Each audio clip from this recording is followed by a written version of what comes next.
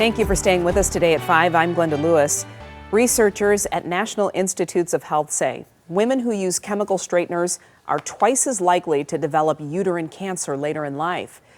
It's part of a study released this week that also links hair dye and chemical straighteners to ovarian and breast cancers, something that the NIH says is more likely to impact Black women who statistically use the products more often. 7 Action News reporter Whitney Burney explains the process behind chemical straightening and why some women still get this treatment.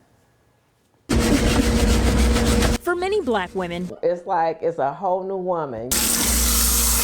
Hair is a part of who they are. My crown is very important to me. You know, this is, your first introduction to people. When people see you, the first thing they look at is your hair. And sometimes their style of choice includes the use of chemical straighteners or relaxers. It's fairly popular for me because I do more short, relaxed hair.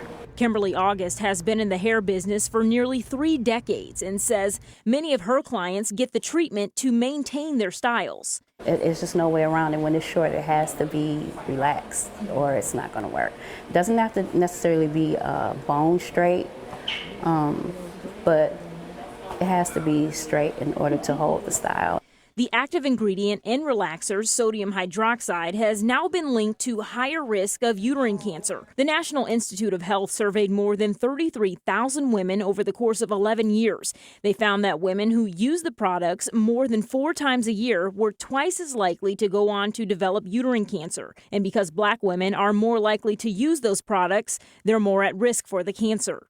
This is what the chemical relaxer looks like. It's applied to the roots of the hair with a brush, and then it sits for about 15 minutes. And I'm going to apply it without putting it on the scalp. Gloria Gaines with Diamond Designs Beauty School says after it's applied to the entire head, it has to be washed out with a neutralizing shampoo, a process she doesn't see going away anytime soon.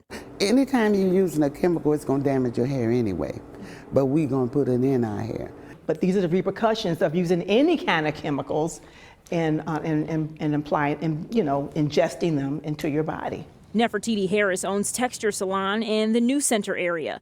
She says she made the conscious decision to avoid offering chemicals after hearing a similar study several years ago. I don't have any judgment with women that want to perm their hair or straighten it. No judgment at all. I'm just more concerned and invested in showing women how you can be beautiful and be healthy at the same time. Harris says over the last 10 years, she's seen more demand for salons like hers as more people embrace their natural hair texture. She says whichever choice people make, she hopes they're doing so safely. I just want us to understand the facts and make informed choices. For 7 Action News, I'm Whitney Burney.